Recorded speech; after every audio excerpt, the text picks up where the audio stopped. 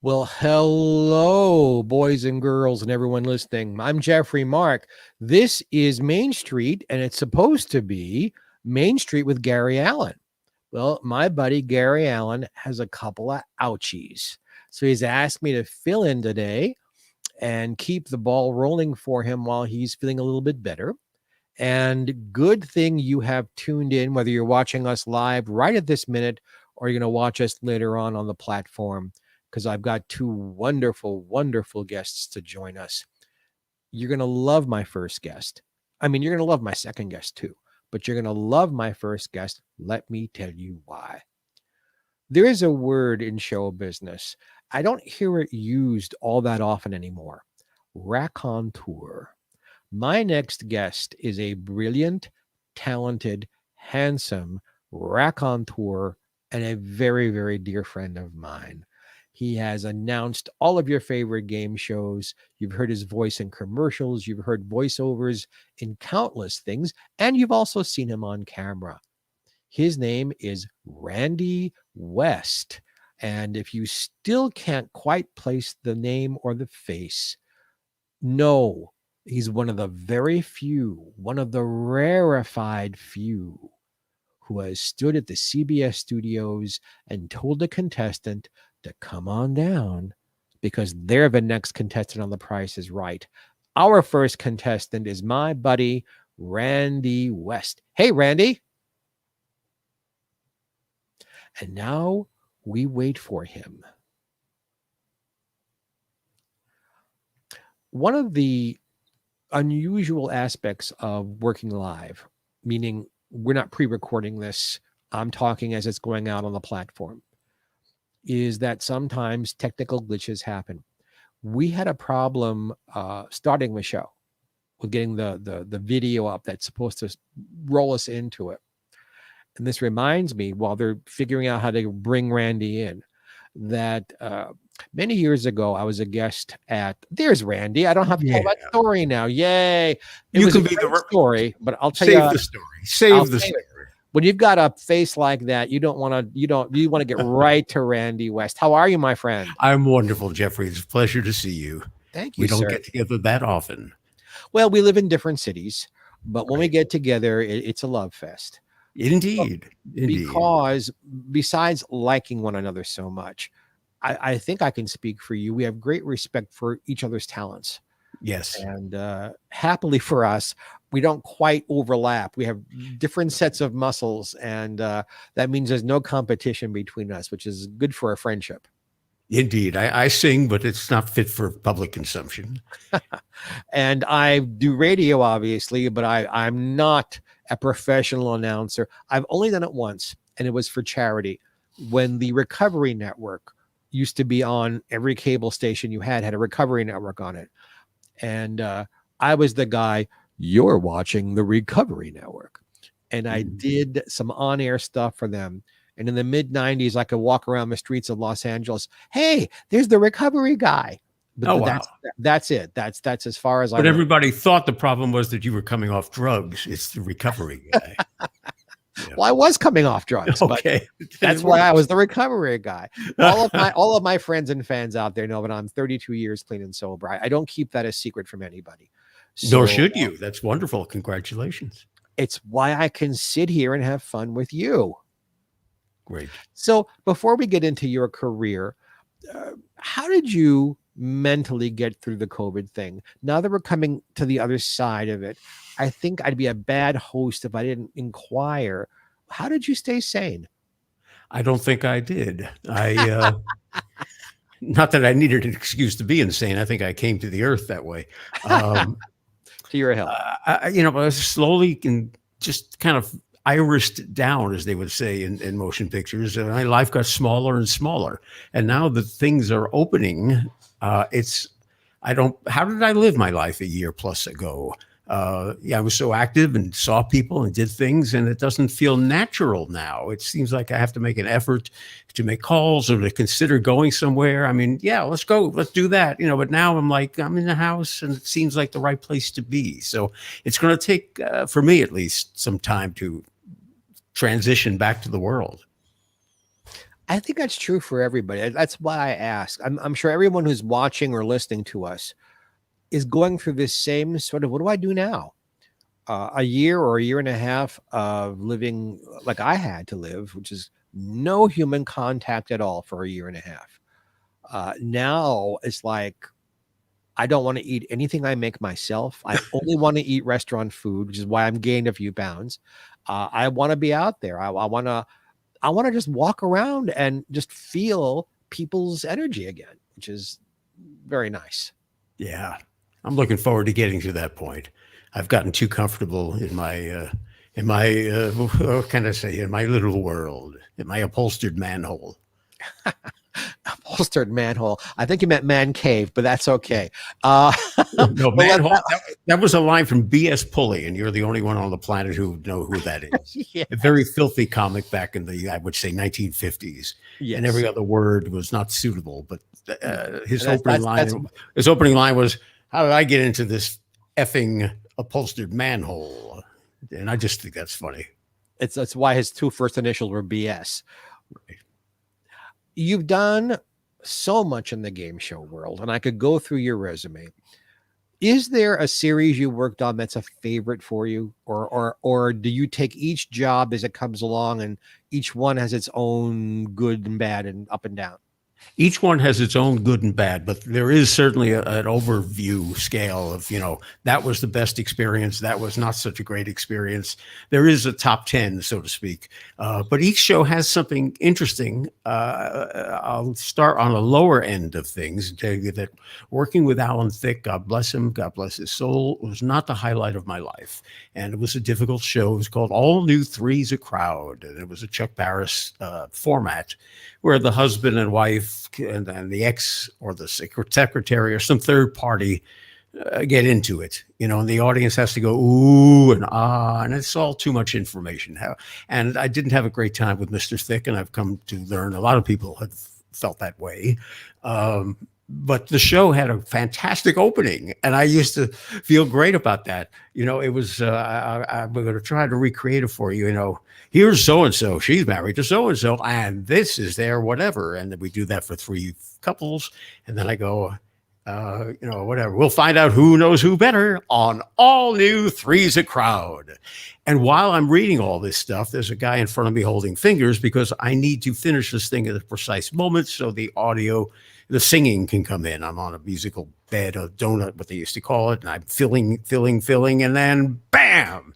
So it just felt exciting, like being in top 40 radio to talk up to the vocal in this jingle. So there was something about every show that did create some magic for me. But on the overview, I used to watch Three's a Crowd just to listen to you do your narrations. No, I see. I did. I've always been a fan of yours. Long before we met and became friends, I recognized your voice and your talent, and I used to watch. I wasn't watching for Alan. I mean, my only Alan Thicke story is being at the Grammys with him the year I was nominated, and we're walking kind of opposite directions at the Dorothy Chandler Pavilion in Los Angeles. And he stops and just like he needs to say, he walks over to me, hugs me. Congratulations on being nominated. I'd never met the man before in my life. I had no idea how he would know who I was specifically at that moment 25 years ago. Nor did he introduce himself to me. Just this celebrity stranger came over, put his hands on me, and I never talked to him again. So that's my only Alan Thicke story. But you're going to tell me better experience. Well, yeah, I mean, I'll just talk and you interrupt when it's appropriate. Because I just, I was vaccinated with a phonograph needle, so I just can't seem to shut up. I had the funky cold Moderna. Anyway, so there are lesser shows that have exciting moments, but the pinnacle, I mean, my God, you teased with it at the beginning, was getting a chance to work with Bob Barker on The Price is Right. And when he stood for the first time 5 or 6 feet from me, it seems further on television, and said, "Now, Randy, what's the name of our next contestant?" It was the first time that happened. It was like a surreal moment. Is he talking to me? That's the guy from the television. He's looking at me and he's asking me how I felt like Jerry Lewis for a minute. But for that split second, it was very strange. And being on that show, working with him, was a challenge. It was a wonderful challenge. First of all, because he never stops tape. If you screw up and say, it's a 4-cylinder or whatever, and it's really a 6-cylinder or whatever, you're in trouble. Because there are sponsors behind all the prizes, and there's a ton of reading. It's all and Roddy, who had the job before me, was a friend, and he said, this isn't television or radio copy that you're reading. It's written as if it were in a catalog, which is true. It's a 4.6 liter engine with the dual overhead cams, and it doesn't sing unless you can bring some music to it. So the combination of the crazy written copy, which isn't normal, the quantity of copy to read, and the fact that you're keeping up with Bob. There's no stopping, there's no safety net, and you've got to just be there when he's looking to you to, Randy, what's the prize? You need to be there. And he occasionally throws an ad lib at you. And I learned from Johnny Olson, who created that job, that if he says, Mr. West, what's the prize? You go, Mr. Barker, that prize it's Gallagher and Sheen. So keeping up with what he was saying, listening intently, and being ready with the comeback that was appropriate to the moment kept me on my toes. So the short answer to the long question, or vice versa, is that show challenged every ability that anyone could have. That show was all of it. It is. I'm a student of game shows, as you know. You are in the business. I am a student of the business. I've been on one game show once, filling in for Dom DeLuise many, many years ago. That's my entire history. But watching you work and listening to you work on that show, when Roddy took over, when unfortunately Johnny O passed away, Rod chose, and maybe the producers leaned on him to choose, to sound as much like Johnny O as they could. He kept that "come on down" thing in his voice to sound like John. When you came on the show, you did not do that. You did not sound like Johnny O or Roddy. You sounded like yourself doing a splendid job. Was that a choice of yours or a choice of the producers? No, choice of mine. And what goes through my head is something that many people have said, Bob Barker included. When Ralph Edwards gave Bob Barker his first television hosting job, which was Truth or Consequences, he said, Bob, make the show your own. And that's the advice you get from people all the time. You can't be somebody else. You can only be you, and you'll be the best you can be. Nobody else could be better at what you do than you. No one else can play your role better than you can.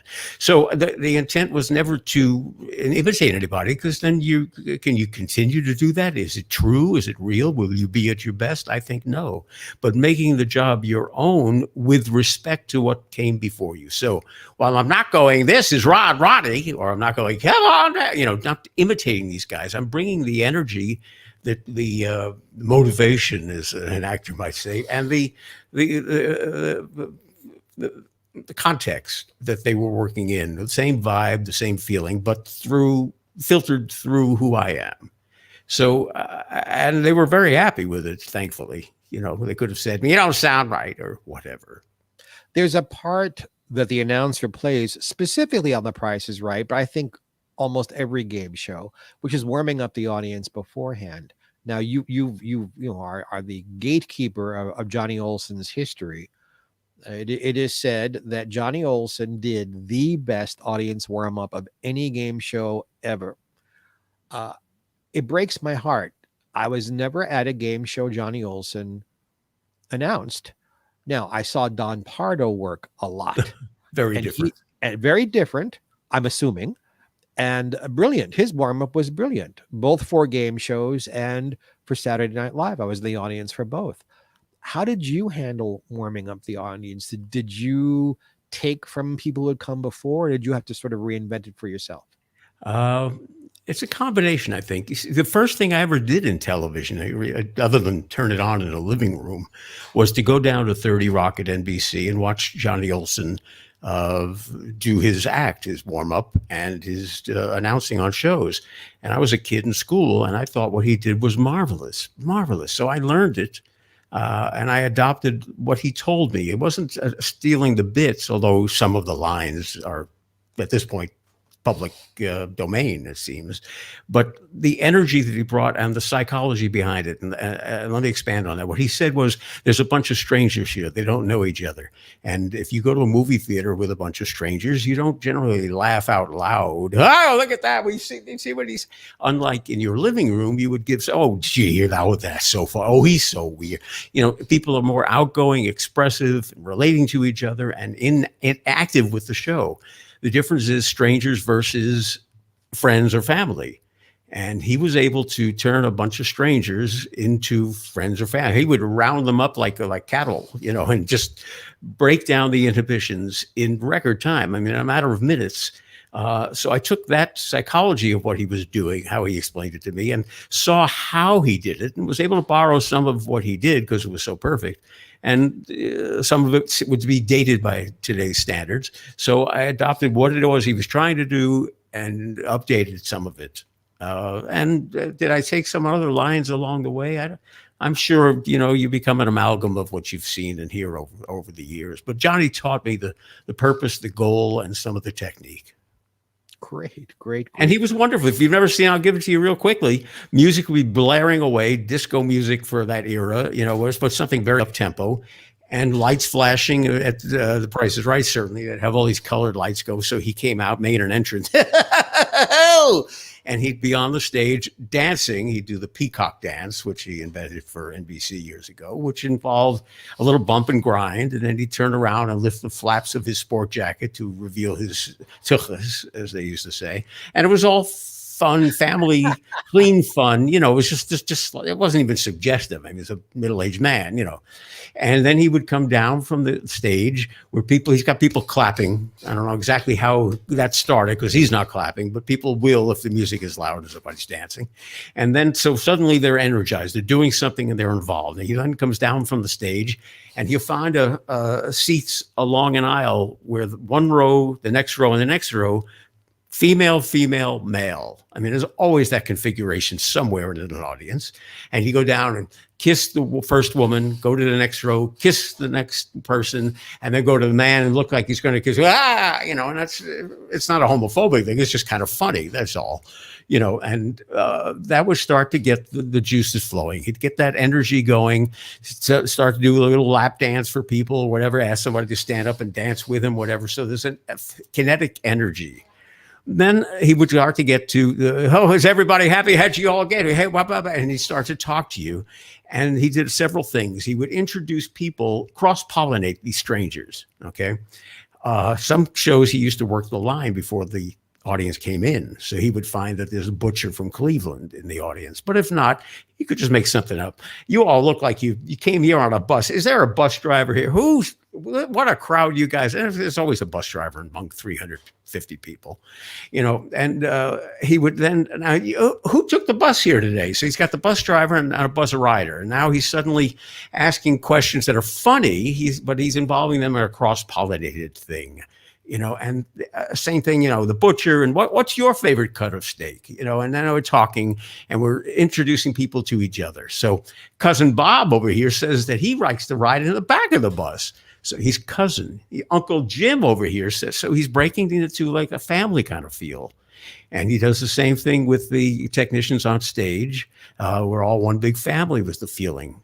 You and the people on stage, the technicians. So we're one giant family, and he's got them talking and giggling with each other. And you know what? He's broken down the inhibitions. They're no longer strangers. They're not lifelong friends, but they're suddenly able to laugh and giggle and have fun without self-consciousness. Did you, like both John and Roddy, were you in any of the sketches for the big reveals? They didn't do that with you. They didn't do it with any of the fill-in people. And how was it? You know, you're off to the side doing your announcer thing during the show, and you're not really physically interacting with the models who come and go and Bob. But what was that working relationship like with you and the ladies and you and Mr. Barker, who's, you know, a controversial figure? I've never heard anyone say anything less than he was a total professional and magic on the air. How was it from where you were standing? Well, on a show like that, he's a star, and he knows it, and everyone knows it. So it's important that you don't get in his way at all. And there, in dealing with any star, you don't really want to talk unless you're spoken to. Ask the question during a commercial or something. If you don't just suddenly start to speak extemporaneously, even if you have something funny or important to say, you wait for the question to be asked. But when he does ask it, you're there, and you're brief, you're concise. And during the commercials, there is a lot of downtime and talking time, and the models are sweethearts, and they're happy to be involved in anything that you want to be talking about. But there's a certain respect due and almost commanded by Barker, and well earned. Well earned. Absolutely. And there were, as there were lawsuits and sexual accusations, and when Barker's wife died, he became a very sad man. His life had changed. They had been sweethearts from back in high school, literally high school sweethearts. And his manner, his thoughts, his overall approach to life kind of changed. I think she kept him focused and on the right track. And, I never saw anything that would constitute anything near sexual harassment or anything like that. But he became a little, I don't know, a little more than he had ever been, a little more needy or involved in things he wouldn't have been involved in before. Interpersonal relationships. If you're married and you love your wife, you go to work and you do the show and you come home. But now if you have nothing else, there's no drama in your life. All you're doing is coming home to a dog and a cat and a rabbit and whatever else he had. And Dorothy Jo was a very strong woman. Very well said. Yes. So she kept him in the here and now, in a straight and narrow. So when that disappeared, he began to get involved in other aspects of people's lives and things like that. So he was a fascinating man, a total professional. He was kinder than anyone had ever been to me. He treated me as an equal, which is, Let me break in for 1 second here and say that our host, Gary Allen, is watching us, and he's saying hello to both of us. Oh, so hello, Gary. Please feel better. And let me remind folks, if you're watching us live, you can chat with us. Please give us your comments. We'll be very happy to answer questions and bring you in on the fun. So if you're watching, they've already shown you how to interact. Please do that. And I wanted to ask you, Gary, about another show that is a personal favorite. When I was a youngster, which means when you were a youngster also, David Susskind had put on perhaps the cheapest daytime game show in history called Supermarket Sweep, done live at supermarkets in Southern California, or no, in New York, I think, because he was in New York. Mm-hmm. And even the camera work, it looked like they got high school kids brought in to capture this thing. And I loved it as a kid. I laughed at it as a kid at how bad it was. Well, fade in, fade out, fade out, fade in. You're in the picture. And they bring back Supermarket Sweep, and they've improved it 9,000,000%. And they have your dear friend hosting it. And you're the wonderful, and I used to love, again, I tuned in, no offense to the host, to listen to you describe the action because you were so good at it. Tell me a little bit about Supermarket Sweep and your my God. Well, it was difficult when they did it at first. They were all food fair markets, and they would close Saturday nights, I think it was, and they would do all this nonsense overnight and string these big 3-inch fat cables over the aisle. It was insane that they got anything accomplished there. Lighting had to be brought in. Now, of course, we're not in real markets. We're in a sound stage that is dressed to look like a market. So you have the control. Cameras don't need cables anymore. So there's a lot of reason why technically the production improved. But coming into that show was legacy. I watched it too, just as you did. And everybody's fantasy is to run through aisles in a market and grab stuff. I mean, it's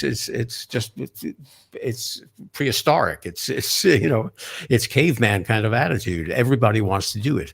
Coming into that was tricky because you read to video. You're talking to video. You can't get ahead of it because you don't know what she's going to grab. I'm talking about narrating people running through the market. You can't fall behind because if you're talking about her grabbing Tide detergent, she's onto big wedges of cheese. It's stupid. So You know what it is you're going to say, you think, but some of it has to get cut short because she's moving faster than anticipated. At other times, it's slower. So you have to fill in with, hey, that's good shopping. Or, wow, that's a great strategy. I wonder if she thought about those big hams before today, whatever. So there's a lot of adjustment to go on. And it was a thrill to do that because it was at the end of 3 minutes. If you nailed it, it was just, almost better than 6. And they couldn't do retakes on that because it would be too expensive to do all that over again. Oh, you can't? No. So, Betty bounces a bevy of butterball birds into her basket. Now she heads for the back of the market. Look, she's got the giant wedges of cheese. Will she get to a limit of 5? That's 2, 3, 4. She can count them up, and so can you. That's 5. But where to next? She sees the big bonus. Oh, she's going for the manager special. That can boost her score by $200, maybe $250. But now here comes Team 2 into the market, and they're making that wide left-hand turn to the meat aisle. And what's there? As well as I do, the gold wrap Farmer John hams. 5 of those will beef up the score, and beef too. Look, she's getting the big sides of beef. Yada yada yada, and I loved it. How do you remember all of that? Good heavens! I'm just watching them in my mind. I know the layout of the market, so I'm just making believe somebody's going down that aisle, and I'm just speaking to what they're looking at. I've been in, 30 or 40 plays and musicals through the years. I can remember the songs, but I couldn't tell you the dialogue from old shows I did. But this isn't dialogue. It's spontaneous play-by-play sports. I used to, in many markets, it played during dinner time.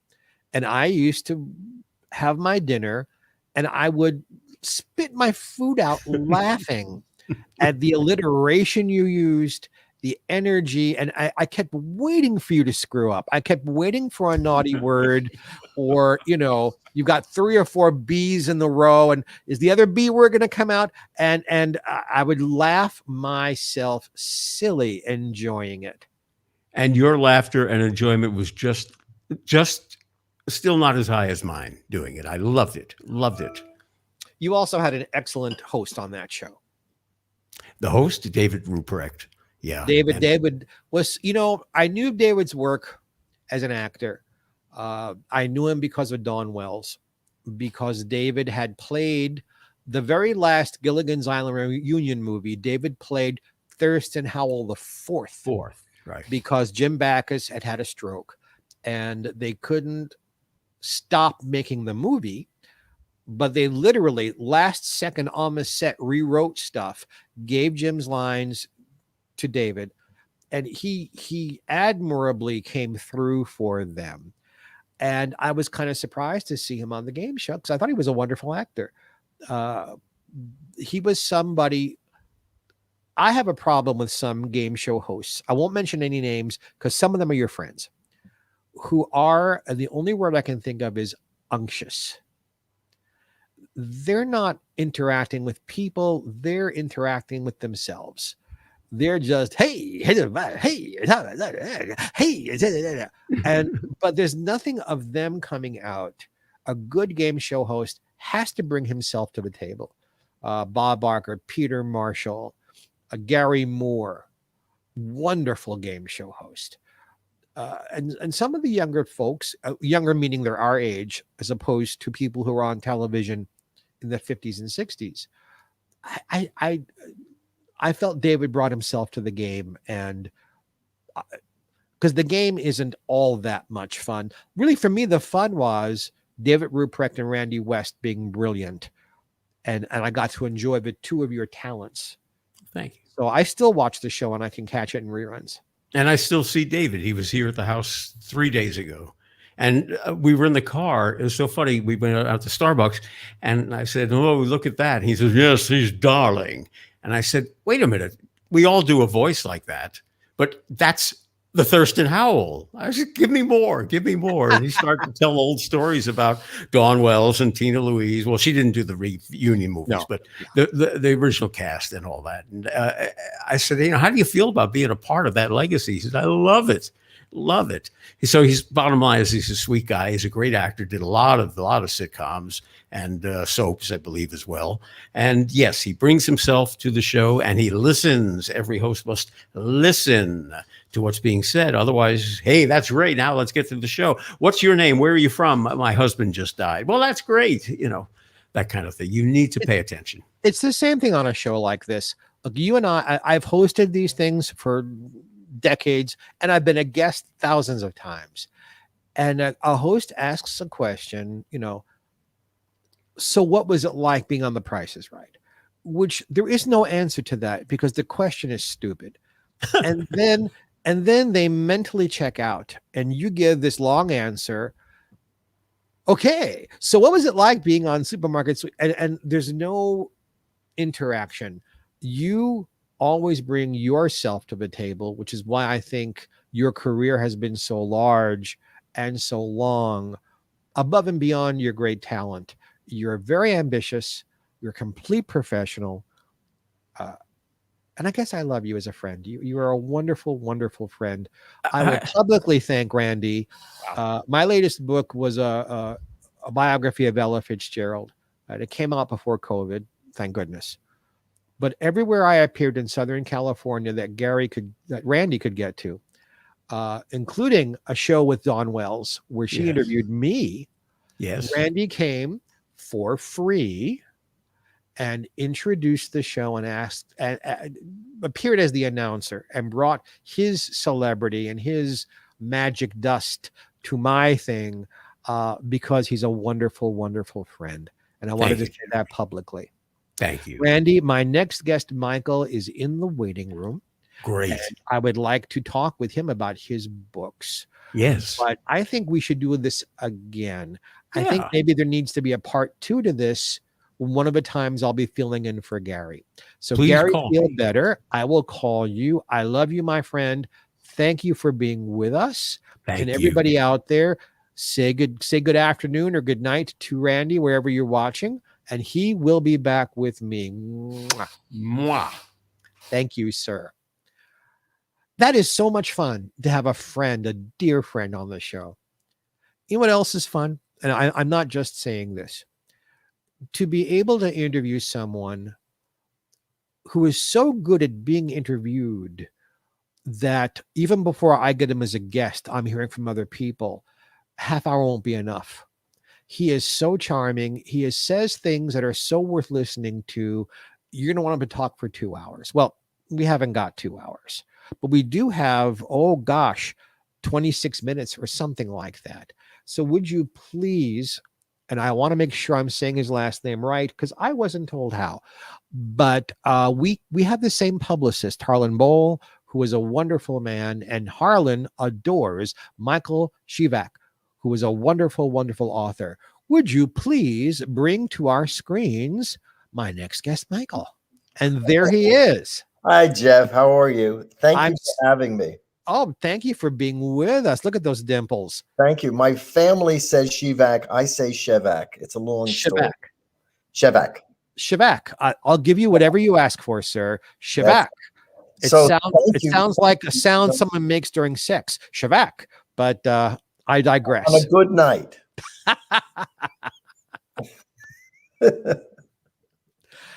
You've written several books, and I first of all, just author to author, so we're both writers of well-selling books. What is your latest? Let's make sure our listeners and our viewers know what is the latest book of Michael's they can find online or in stores. There are 2 books. All right. One is Soul Lessons from the Wizard of Oz. How to follow your yellow brick road. It takes the story of the Wizard of Oz and reveals it as a manual for spiritual adventure, spiritual journey. The other book is a book called The Six Fix, Spiritual Health Care for a Stronger America, where I'm trying to point out that America is spiritually sick. And that's why we're having so many problems. We're not having problems because we have problems. We have problems because we have the result of problems because we're spiritually sick. And what does it take to make us spiritually whole? So those are the 2 books. You can go onto Amazon and find them. I don't know whatever you would like to talk about, Jeff. Well, those two books specifically. You heard me say in the first half hour that I'm 32 years clean and sober. Well, one of the ways one gets to be 32 years clean and sober is one has to develop their own personal spiritual life. Yeah. I think recovering from any kind of addiction or mental illness or spiritual illness requires you to sort of look inside yourself, look inside oneself, and go, all right, who am I? Why am I here?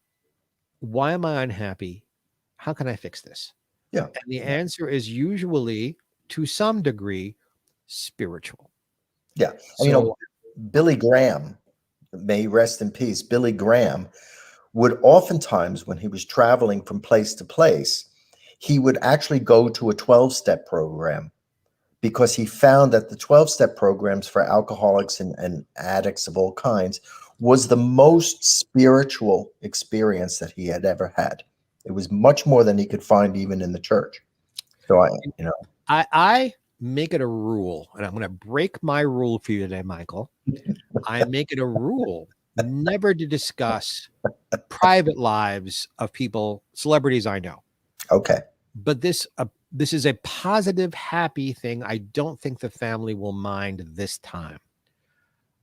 After the divorce of Lucille Ball and Desi Arnaz, Miss Ball sought Billy Graham for advice, and he and a few other people like himself helped her to develop she put a note up: attitudes and priorities. Is this good for Lucy? What a good thing to think about when you're making decisions or reacting to things, because we so often shoot ourselves in the foot by reacting without thinking first and go, all right, I have this emotion. It's okay to have it, but how am I going to deal with it in a healthy manner and not shoot me or somebody else in the foot and cause damage? Sure. So that's an example of, to me, spirituality. Well, it's all context. Look, we are not ordinary creatures, meaning we're not merely natural creatures. We are also supernatural creatures, which in the Greek means beyond merely earthly natures. And we have the ability to watch ourselves and learn from ourselves. We are multidimensional. In the story of the Wizard of Oz, we have a scarecrow, we have a tin man, we have a cowardly lion. These are three aspects of our mind and our heart and our will that form part of the inner dimensions of who we are as people. And we have to learn how to walk down that yellow brick road and bring these facets together. And everyone loves the S word for spirituality, because people really mistrust the R word for religion, let alone the G word for God. So we're using the S word because people are really comfortable.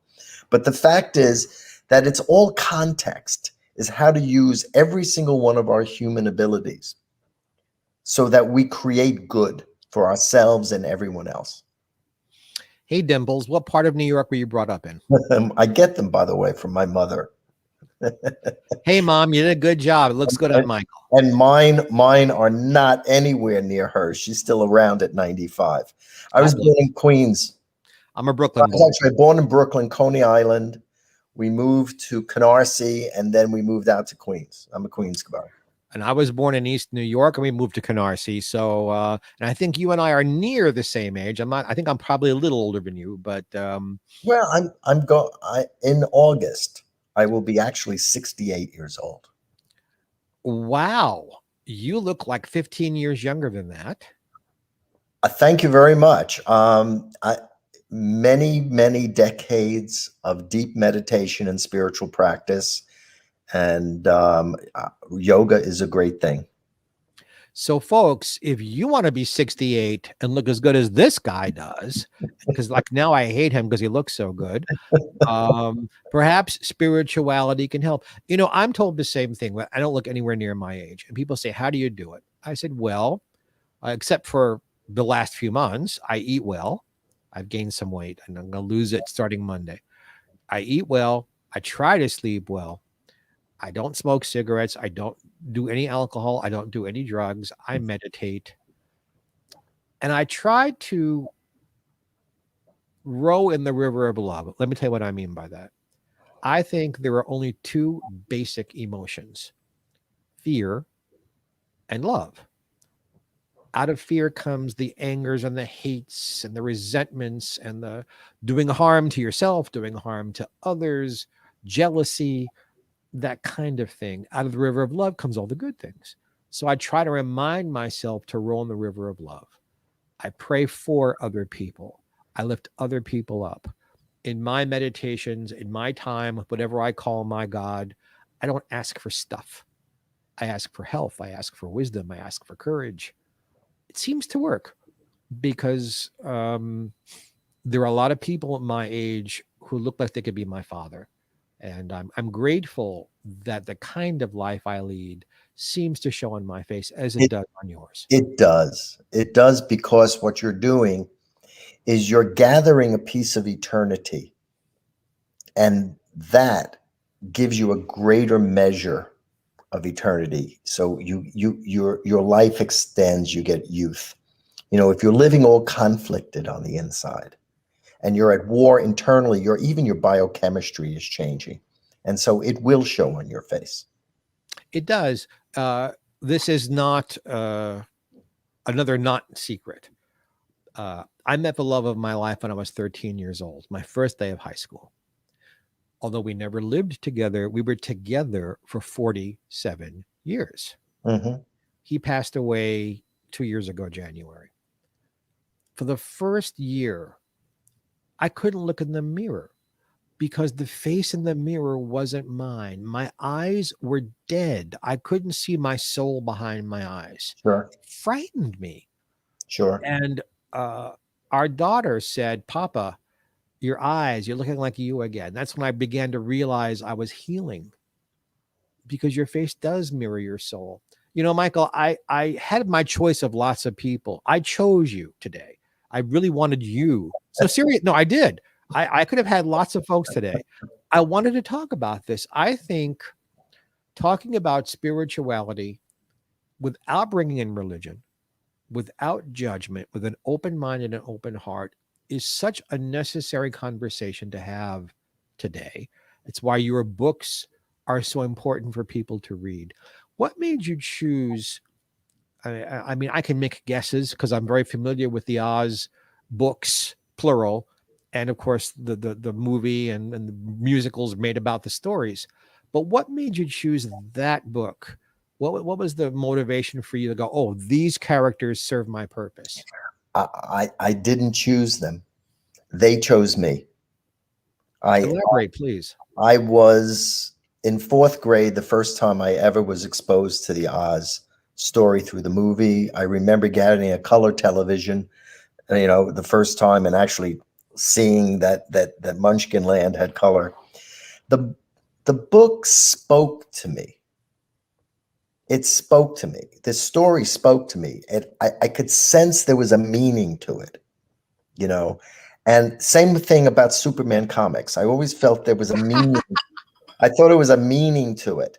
And over the years, what? Yeah, I'm laughing because I'm an enormous Superman fan. Yeah. See, now you've hit the Wizard of Oz and Superman. It's like I want to ask you on a date now, because those are important things to me, and for the same reasons you're saying. Please continue. Yeah. So it was speaking to me. And over the years, I didn't know that it was kind of formatting how I was thinking. There was a story in there, and each year that went by, and I got more and more knowledge and more spiritual knowledge and psychological knowledge. And one day, the book just went like this. Boom. It just opened up. And I instantly was floating in it, and I could see it. I could feel it. I understood the message it was telling me. And the book just flew right out. I mean, just flew right out. I knew exactly that I had to write it for myself. And then I realized it was a very, Reader's Digest condensed course on spirituality. It astonished me. Let's talk about your other book, because we need to give them both proper attention. Now, how does the other book again, the topic is spirituality. How does it differ?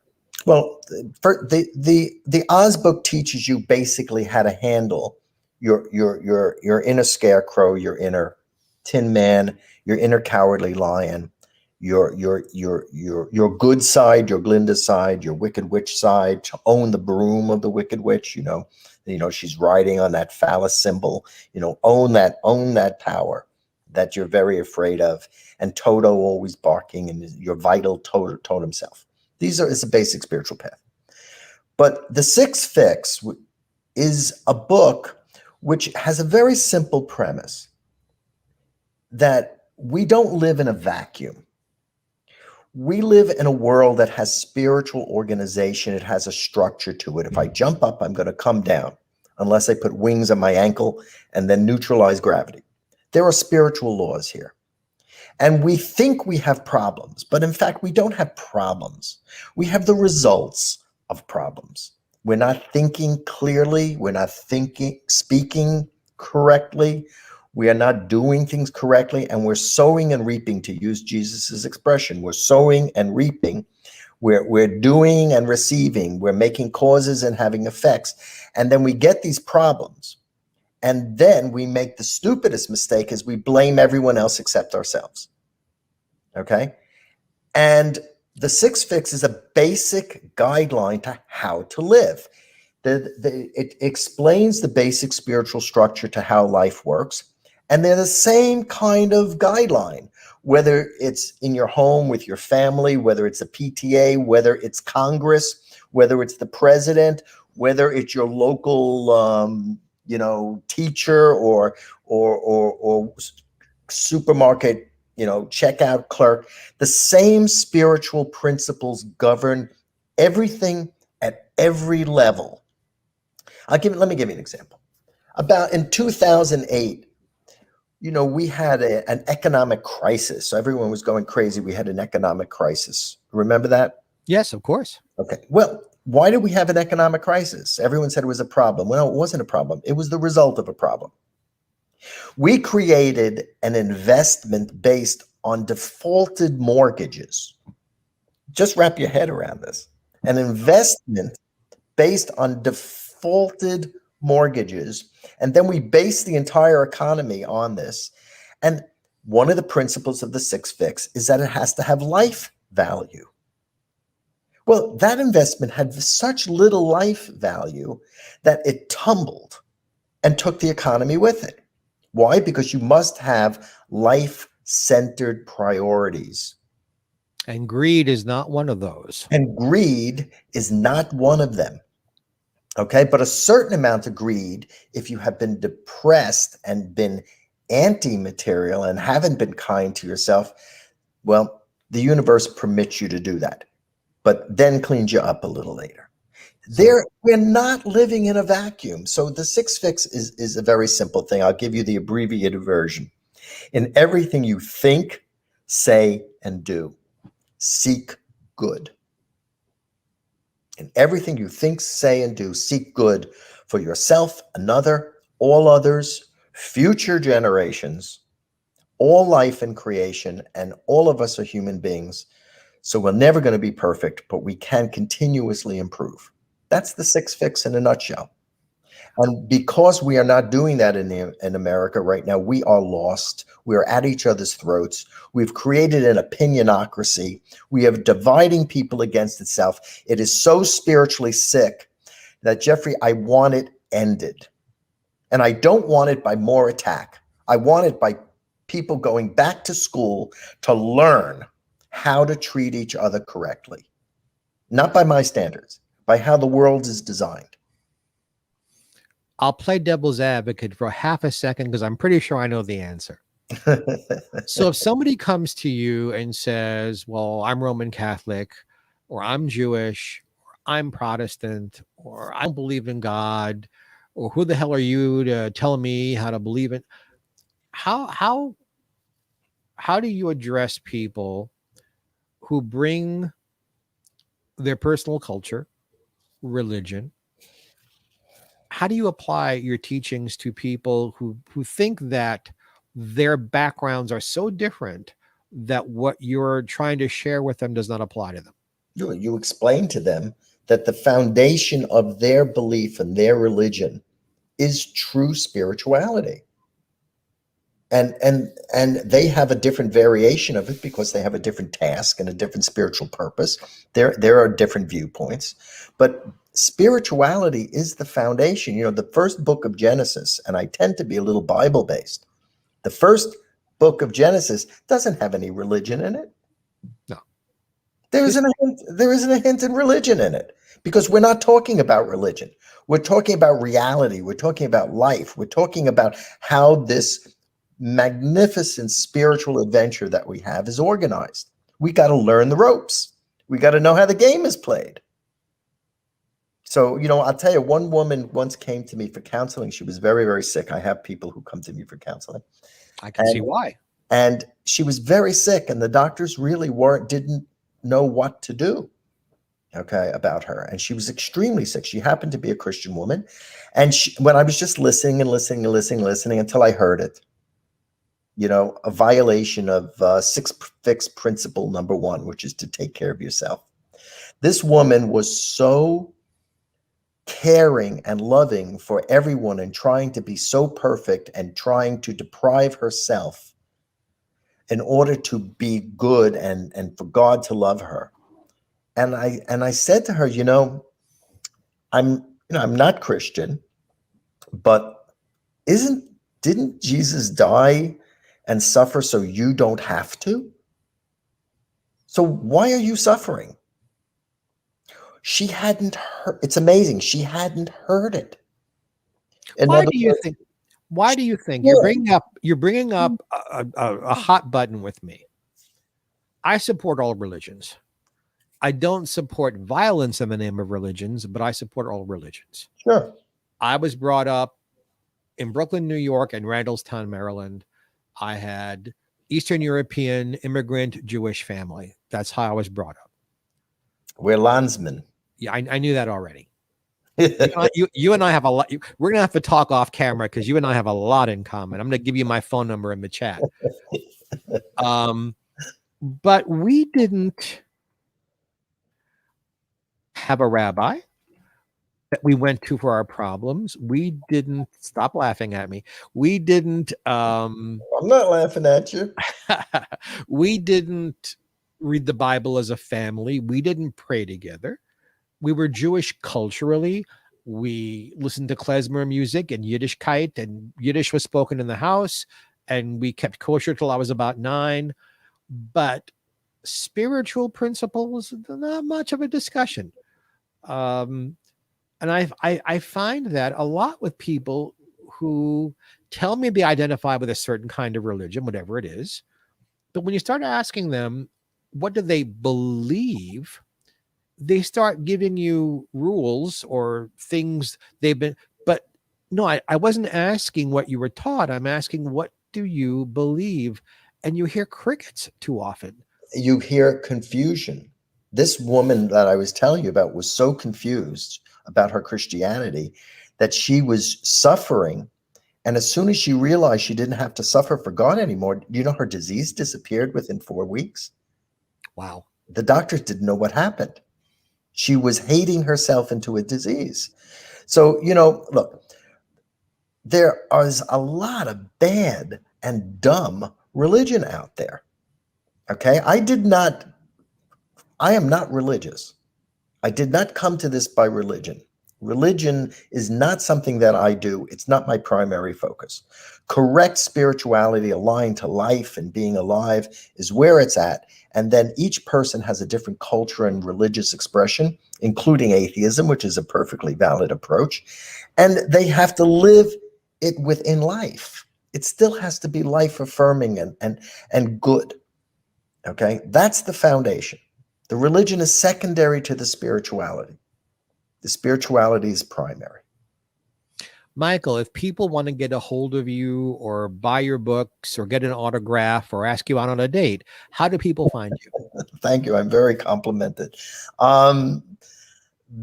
They can go to Amazon, get Soul Lessons from the Wizard of Oz, or the Six Fix, Spiritual Health Care for a Stronger America, they can go to Oz Soul Lessons, OZSOULLESSONS. They can go to Six Fix America, SIXFIX America. They can go to michaelshevack.com. They can find me. Feel free. I love friends. Email me. Call me. All right? Let's make the world wonderful for everyone. Well, you've got me on board, Michael. I'm ready to do battle with you. I so believe in what you talk about. That's why I wanted to have you as a guest. Well, make sure I get your telephone number, and we will continue our Ashkenazi friendship. There's a private chat you and I can look at in the comments section. I put my phone number in there. I don't want. There it is. There it is. So write that number down. I will. No, I did not just pick up somebody on the air, folks. I want to have a nice talk with this man because I believe in what he says. Is there any, for today, coming out of COVID, hopefully coming out of COVID, and Randy and I, I don't know how much of our conversation you were able to hear. I heard a little. At the top of the hour before you came on, I asked him, how did you stay sane during all of this? And we talked about what we had to do to stay alive and what we're doing now to get back into life. Could you, and we can run over a little bit, it's okay. Can you give me some advice to our friends and fans who are listening? How do we safely and spiritually get back into life and not go backwards to how it was, but move forward maybe into a better life for ourselves? Oh, I'm not going to do that. I'm just going to tell you what life has already taught us. The most important thing in an economy is not the money. It's not the bonds. It's not government regulation. It's healthy workers who are enjoying life. By a strange miracle of consciousness, the name COVID could come from the Latin covide or covite, which means live together. We all need to live together. That is what COVID taught us all. Can we get the lesson that life with all its spiritual meaning has been teaching us? And can we just get the lesson so we don't have to repeat that disaster again? COVID, live together in Latin. I vote for that. Michael, you've lived up to everything I've heard about you and more. It's those dimples, man. I just can't stop. You mentioned it 3 times. I have a thing. And I'm so happy they gave you pleasure. They have indeed. You have given me pleasure sharing your soul with us, sharing your intellect and your talent and your heart, because you have to have all of those things to have a conversation like this. You have my number. When we get off the air, give me a call. In the meantime, folks, let's thank Michael for being our wonderful second half hour guest. Thank you, everyone out there. And let's thank Randy West for being here for the first half hour. Gary Allen will be back with you next time with wonderful guests that I'm sure you'll enjoy here on Main Street. I'll be back with you on July 9th. One of my guests will be Anson Williams, I think. And I'm going to have Michael back at some point too, the next time or two that I host this show. There's so much more to be said. Please. I'm a big believer in spirituality and the healing of the soul. I'm much more concerned with my soul and being happy and healthy than I am about having money, because if I was concerned with having money, I'd have some. And so I'm a happy soul with no money, and I'd rather have it that way than the other way around. Please, so, I have so much I want to share with people. All right. Well, good. We will do this, I promise. So to all of you out there, thank you for being on Main Street with me today. Thank you for sharing a cup of coffee with me, as I always have on the air. And I will tell you what I always tell everyone else. God bless and have a happy. I'll see you on the 9th, and next week Gary will be here and you'll have a wonderful time. Mwah, to everybody out there. Thank you. Thank you.